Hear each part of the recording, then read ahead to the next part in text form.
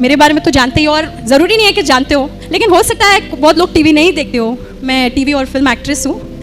या definitely actually लोगों को ऐसा लगता है कि मैं जो जीसस को मैंने मानना शुरू किया या मेरा धर्म परिवर्तन नहीं, मैं तो इसमें बिलीव ही नहीं करती धर्म परिवर्तन। I don't believe in religion. Actually मैं रिलीजन थी, मैं वो जो क्रिश्चियन रिलीजन भी है ना, मैं उससे भी बाहर निकल चुकी हूँ। दोस्तों, जय मसीह की परमेश्वर आप सभी को बहुत आशीष थे। आज की इस वीडियो में मैं आप लोगों के साथ एक वीडियो शेयर करने जा रहा हूँ। बहुत ही स्पेशल और यूनिक वीडियो होने वाला है।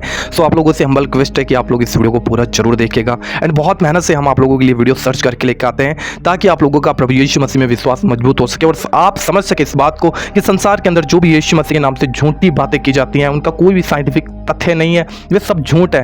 लेकिन आज के इस वीडियो में आप लोगों को दिखाने जा रहा हूं, आप लोग देखेंगे किस प्रकार से मुकेश खन्ना, जो कि बॉलीवुड के एक बहुत अच्छे एक्टर हैं और शक्तिमान सीरियल के अंदर भी काम कर चुके हैं, और उनके साथ जो गीता विश्वास थी, जिनका नाम रियल नाम जिनका नगमा है, उन्होंने प्रभु यीशु मसीह को जब जाना तो उन्होंने प्रभु यीशु मसीह के बारे में और अपने जीवन की जो रियल घटना है वो मुकेश खन्ना के साथ में शेयर किया, और यहाँ पे कुछ बातें निकल कर सामने आती हैं और बहुत हैरान करने वाली है। सो प्लीज ये वीडियो मैं आप लोगों को दिखाना चाहता हूँ, इसलिए आप लोग इस वीडियो को एंड तक देखिएगा, बीच में बिल्कुल भी स्किप मत कीजिएगा, और जितना हो सके इस वीडियो को शेयर जरूर कीजिएगा, खासकर उन लोगों के साथ में जो यीशु मसीह को सिर्फ धर्म और जात के नाम से देखते हैं। यीशु मसीह किसी का धर्म नहीं बदलने के लिए आया, परंतु वो जीवन बदलता है, और जो सत्य को जानता है सत्य उससे स्वतंत्र करता है। आइए इस वीडियो को देखते हैं। मेरे बारे में तो जानते ही, और ज़रूरी नहीं है कि जानते हो, लेकिन हो सकता है बहुत लोग टीवी नहीं देखते हो। मैं टीवी और फिल्म एक्ट्रेस हूँ। मेरे जीवन में जो कुछ भी हुआ वो भरोसे से बहुत जुड़ा हुआ है, इसलिए मैं आपके साथ भरोसे के बारे में कुछ बांटना चाहती हूँ। मैं ये आप लोगों के साथ क्यों बांट रही हूँ, क्योंकि अभी आप में से कई लोगों की अभी शुरुआत है सफ़र की, और इस सफ़र में सबसे ज़्यादा आपको ज़रूरत पड़ने वाली है भरोसे की। क्योंकि मेरी जो शुरुआत हुई थी वो आप ही के उम्र से भी कम उम्र में मेरी शुरुआत हुई थी प्रभु के साथ, एक बहुत ही अनोखे तरीके से।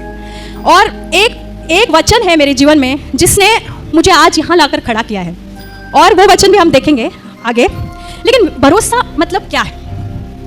भरोसा हम जानते, हम एक पत्नी अपने पति पर भरोसा करती, पति अपने पत्नी पर भरोसा, जरूरी है कि नहीं? यहाँ जितनी पत्नियां हैं मानती है क्या बिना भरोसे के रिश्ता होता है किसी के पास ऐसा रिश्ता बिना भरोसे के? हम भरोसा करते तो ये रिश्ता कायम होता है। तो भरोसा बहुत ज़रूरी है, लेकिन सही मायने में बाइबल के अनुसार भरोसा क्या है? एक बच्चा, एक पेड़ पर एक छोटा सा बच्चा बैठा है, और उसकी छोटा बच्चा और उसके माँ बाप नीचे खड़े हुए, माँ या बाप, वो सोचता नहीं है कि अब मैं जंप करूंगा तो मैं नीचे गिरूंगा। उसको पूरा भरोसा है कि उसके माँ या बाप उसे अपने इसमें ले लेंगे, वो ज़्यादा सोचता नहीं है। उस तरह का भरोसा बाइबल उसके बारे में बात करता है, एक बच्चे के जैसे। यीशु ने कहा ना, जब तक तुम बच्चों की तरह नहीं बनोगे तो परमेश्वर के राज्य में प्रवेश नहीं कर सकते। क्यों ऐसा बोला? क्योंकि वहाँ पे भरोसे की जरूरत होती है, और वो भरोसा एक बच्चा करता है अपने माँ बाप पे। सोचता नहीं है अरे थोड़ा सा इधर हो गया तो मैं गिर जाऊंगा, उधर हो गया। वो अपने आप को छोड़ देता है अपने माता पिता के हाथों में। वो माता पिता जो फिर भी पूरे सिद्ध नहीं है, हो सकता है वो चूक जाए, तो हमारा परमेश्वर कितना सिद्ध है ना? आमीन। तो हमारा परमेश्वर कितना महान है, और हम कितना अपने आप को उसके अंदर छोड़ सकते हैं, उस तरह का भरोसा। अब आप सोचोगे मैं क्यों इस बात को आपसे बांट रही हूँ, क्योंकि ये मेरे गवाही से बहुत जुड़ा हुआ है। मेरा पूरा जीवन इस भरोसे पे ही टिका हुआ है आज तक। एक और वचन देखेंगे हम, मत्ती की किताब 6:33। परमेश्वर के राज्य को खोजो, सत्य को खोजो, और तुम्हारी सारी जरूरतें पूरी होंगी। क्या होगी? पूरी होंगी। अगर आप मेरे पूरे जीवन को एक छोटे से इसमें डालना चाहते हो वचन में, तो वो ये है, परमेश्वर के राज्य को खोजना, उसके सत्य को खोजना। अब मेरी शुरुआत कहाँ पर हुई? मैं कभी एक्टर नहीं बनना चाहती थी। आप हैरान होंगे, आपको लगता होगा ये बचपन से ही सपने देखती होगी एक्टर बनने का, इसलिए एक्टर बन गई। मैं आप लोग से इसलिए बांट रही हूँ क्योंकि कभी कभी हम सोचते हैं कि हमारे जीवन में ऐसा होना चाहिए, लेकिन परमेश्वर की योजना आपके लिए उससे बेहतर होगी अगर आप उस पर भरोसा करोगे। तो किस तरह का भरोसा? वो बच्चे की तरह। किस तरह का भरोसा? उस कुर्सी पे बैठने वाला भरोसा, अपने जीवन की गाड़ी का ड्राइवर उसे बनाना। आमीन। तो मेरी शुरुआत जब हुई, मैं बहुत छोटी थी, 11 साल के एज में। मैं अन्य जाति से आती हूँ। 11 साल के एज में मेरे को बहुत सारे सवाल आ गए कि बहुत सारे भगवान हैं, बहुत सारे देव देवता है, तो सच्चा परमेश्वर कौन है? वो मेरे 11 साल के एज में मेरे माइंड में आना शुरू हुआ कि हम यहाँ पर है क्यों? हम खाते पीते, शादी करते, बच्चे होते, फिर वो भी बड़े हो जाते, फिर उनका हम देखते, इंश्योरेंस करते, ये करते, वो करते, फिर हम भी चले जाते। मकसद क्या है जीवन का? ये 11 साल की एज में है ना। यहाँ पे बहुत सारे ऐसे होंगे, है कि नहीं? आपको भी बहुत कम उम्र में ये बात आई होगी माइंड में, क्योंकि ये बात है ना, प्रभु ने हमारे लिए एक योजना बनाई, इसलिए वो हमारे माइंड में वो चीज़ आती है, क्योंकि वो हमें कहीं ले जाना चाह रहा है। और उस वक्त मुझे यीशु के बारे में कुछ भी नहीं पता था। मैं उस मार्ग में चली नहीं रही थी और ना ही मुझे इंटरेस्ट था। मैं सच कह रही हूँ आपको, मैं बहुत ही साधारण इंसान हूँ, आप ही की तरह सब कमजोरियों के साथ मैं वैसे ही थी जैसे आप हो, वैसे ही हूँ। तो मेरे को यीशु में जाना ही नहीं था, मेरे को चिढ़ाती थी एक्चुअली यीशु के नाम से। और कोई मुझे बोलता बाइबल पढ़ो तो मैं बोलती थी नहीं चाहिए, ऐसी थी मैं।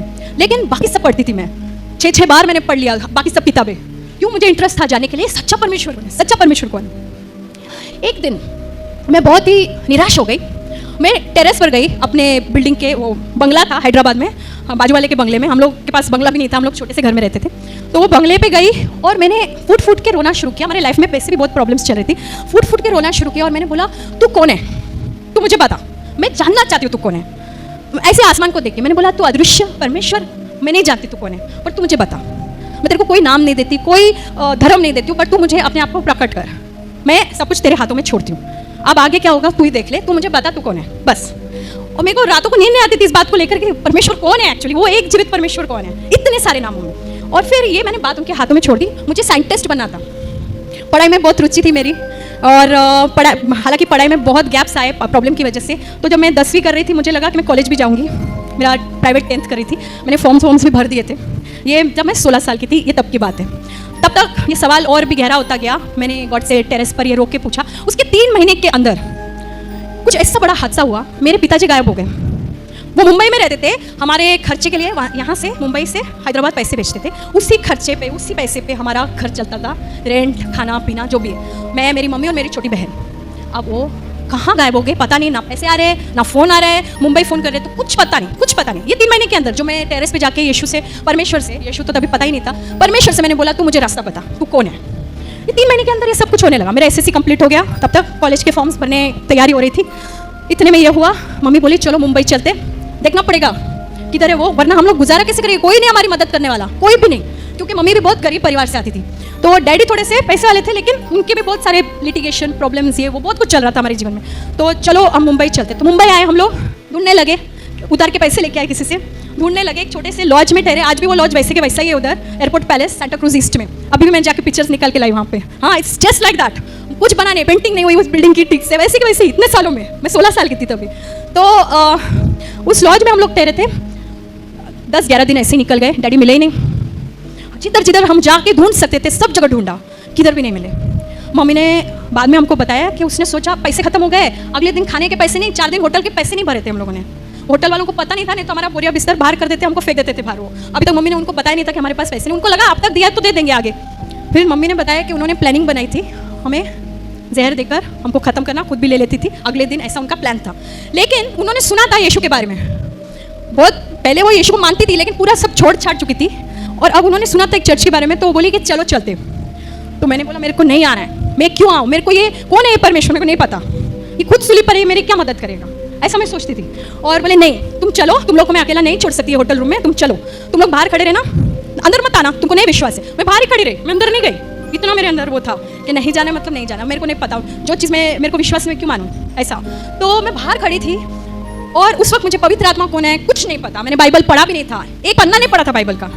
सडनली मुझे वहाँ पर ऐसा महसूस हुआ कि किसी ने ऐसे बकेट भर भर के मेरे ऊपर है ना ऐसा प्रेम उंडेल रहा है, ऐसा शांति, प्रेम, आनंद और जॉय जैसे पूरा मेरे आंखें से भर आई और मैं रोने लग गई। अनकंट्रोलेबल क्राइम, मेरा पूरा शरीर ऐसे काँप रहा था और मुझे समझ में नहीं आ रहा मुझे उधर क्या हो रहा है। मैं बाहर वरांडा में खड़ी हूँ, अंदर भी नहीं गई, मुझे समझ में नहीं आ रहा है क्या हो रहा है। मम्मी बाहर आई तो बोली क्या हो गया, मैंने बोला कुछ हो रहा है मुझे, तो बोली चल चल अभी चलते। तो मम्मी रूम में आई, कुछ बुकलेट्स थे, वो आप दोपहर में भी प्रार्थना कर रही थी मम्मी। मेरी सिस्टर को भी इतना कुछ पढ़ा नहीं था, वो समझ ही नहीं थी, वो 12 साल की थी तभी। शाम के 6 बजे मैं अपने रूम का दरवाज़ा, होटल रूम का खोलते, वहाँ पे एक वरांडा है, 3 रूम ऐसे थे, 3 रूम ऐसे, नीचे रिसेप्शन था, छोटा सा लॉज था, बिल्कुल हमारे चौखट के बाहर। अगले दिन खाने के पैसे नहीं, यहाँ वो उस दिन लास्ट था हमारे पास खाने के पैसे, बिल्कुल हमारे चौखट के बाहर 100 रुपये का ऐसा bundle, just outside our door. ऐसे नोट जो बैंक से निकले हुए, जिसपे एक पेन या पान कार्ड डालने, उन दिनों में तो बहुत गंदे नोट होते थे, ऐसा नोट जैसे अभी किसी ने बैंक से निकाला हो, ऐसा नोट मैं हाथ में, मैं काँप रही हूँ। मैं मम्मी को जाके दिया तो मम्मी ने बोला कि इधर ही रख पैसे, बोलना मत पैसे हमारे पास है, नहीं तो कोई भी बोलेगा मेरा है करके, नीचे जा पूछ कि किसी का पैसा गुम हो गया है या चोरी हुआ है कि क्या है। हो सकता है कस्टमर जब सामने वाला वो उसके पॉकेट से गिर गया हो, नीचे जाके पूछा वो वेटर वो लोग से, तो बोले बेबी ऐसा क्यों पूछ रहे हो, ऐसा तो कुछ नहीं है। तो मैं ऊपर आके मम्मी को बोला ऐसा कुछ नहीं है। फिर हमने वो पैसे गिने, 4 दिन हमारे होटल का उसमें पैसा था, 4 दिन का वो भरने का, और आगे के 3-4 दिन हम 3 टाइम का खाना हम लोग तीनों खा सकते थे, उतना पैसा उस बंडल के अंदर था। मैं बोली कौन है ये भाई, पहली बार गए, मैं तो मानती भी नहीं हूँ, इतनी जगह गए, इतना कुछ किया, जीवन ऐसा ही ऐसा जा रहा है, ये क्या है। एक तो मुझे उधर कुछ महसूस भी हुआ, तो मेरा माइंड वहीं से चेंज होना शुरू हो गया था कि कुछ तो है, something different about this Jesus Christ. तो मैं जानना चाहती, फिर मेरा पूरा वहाँ से उत्साहित था बड़ा, मैं और जानना चाहती हूँ यीशु के बारे में कि कौन है जो शाम को जवाब आता है, सुबह में प्रॉब्लम और शाम को सलूशन। तो मैंने बोला मुझे जानना है। उतने में और भी बहुत सारे चमत्कार हुए। वो एक अंकल थे हमारे वहीं से, मैं जो साइंटिस्ट बनना चाह रही, मैं क्यों आपको ये बता रही हूँ, क्योंकि आप सब भी बहुत आशाएं लेकर बैठे होंगे, मुझे ये बनना है, मुझे वो बनना है, और हो सकता है कि प्रभु की भी इच्छा आपके लिए वो हो, तो वो जरूर आपके जीवन में पूरा होगा। लेकिन कभी कभी प्रभु की इच्छा हमारे लिए कुछ और होती है। क्यों? क्योंकि वो जानता है कि आपकी काबिलियत क्या है, वो आपको किस क्षेत्र में इस्तेमाल कर सकता है। जरूरी नहीं आपने जो सोचा वही हो, जो क्षेत्र प्रभु आपको लेकर जाएगा वहां पर वो आपका पूरा इस्तेमाल करेगा। कहाँ साइंटिस्ट और कहाँ एक्टर, जमीन आसमान का फर्क। तो उसके बाद एक अंकल थे जिनके यहाँ मैसेज मेरी मम्मी ने छोड़ा हुआ था, बहुत पुराने पहचान के, जिन्होंने मेरे को बचपन में, आप में से कितने ने देखा है पता नहीं, वीराना फिल्म की थी मैंने, एक हॉरर फिल्म थी जिसमें मैंने हीरोइन के बचपन का रोल किया था, मैं 9 साल की थी तभी, हॉरर फिल्म। तो वो अंकल ने मुझे करवाया था, वो हॉरर फिल्म के राइटर थे। वो आए, वहाँ मैसेज छोड़ा था, वो आउट ऑफ टाउन थे, वो भी सही समय पर आए जब हमारा ये पैसा खत्म होने को आ रहा है, वो आ गए आगे, उन्होंने हमारी और मदद की।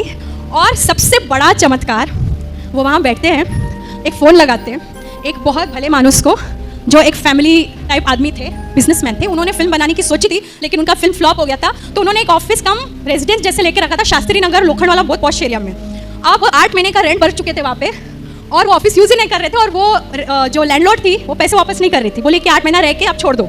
वो खाली घर ऐसे पड़ा था, फुली फर्निश्ड।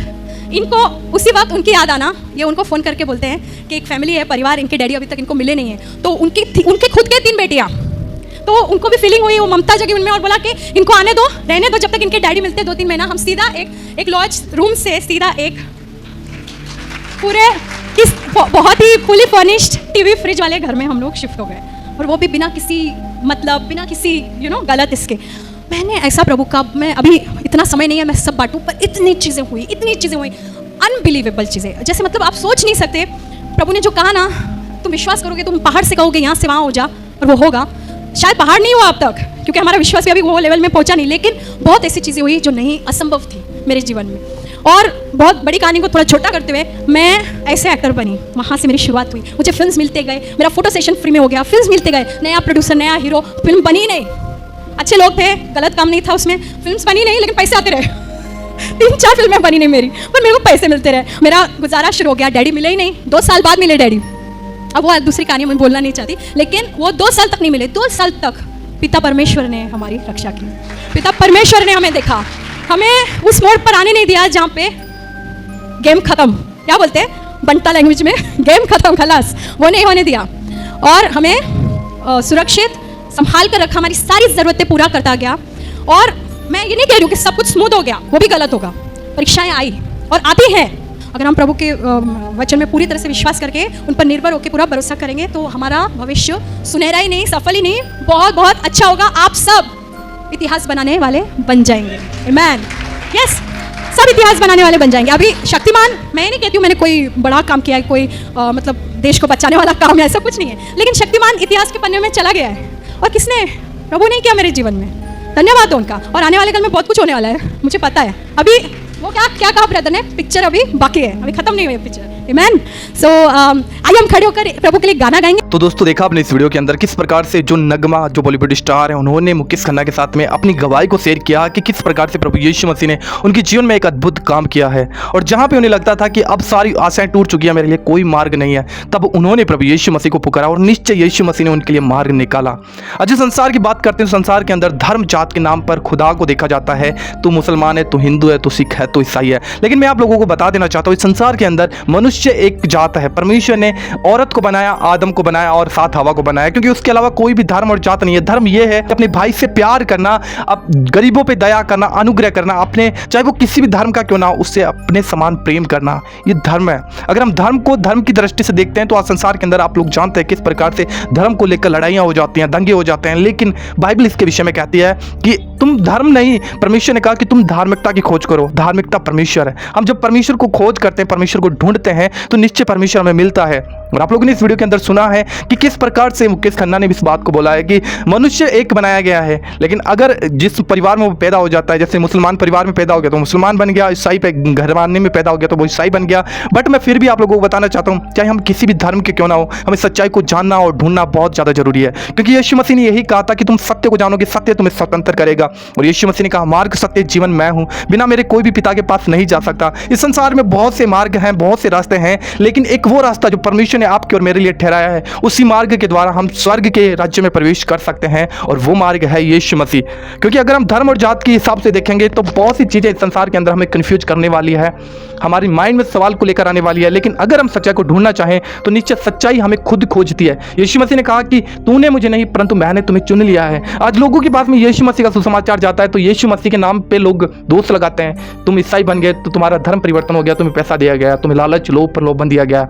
लेकिन सच यह है जो कि गीता विश्वास इस वीडियो के अंदर बता चुकी है, क्योंकि यीशु मसीह किसी का धर्म और जात बदलने के लिए बिल्कुल भी संसार के अंदर नहीं आया। वो चाहता है कि आप और मैं बचें, आप और मैं स्वर्ग के राज्य में जाएं, और वो रास्ता सिर्फ यीशु मसीह है। तो दोस्तों इस वीडियो को खासकर उन लोगों के साथ में जरूर शेयर कीजिएगा जो प्रभु यीशु मसीह के नाम को एक अलग दृष्टि से देखते हैं, जिन्हें लगता है कि यीशु मसीह धर्म बदलने के लिए आया, लेकिन वो भी लोग सच्चाई को जाने और सच्चाई उन्हें आजाद करेगी। निश्चय प्रभु यीशु मसीह आपको छुड़ाने के लिए, मुझे छुड़ाने के लिए क्रूस के ऊपर बलिदान हुआ है, और आज भी उसका लहू पुकारता है कि हम यीशु मसीह की ओर फिरें और अपने जीवन को नाश होने से बचा लें।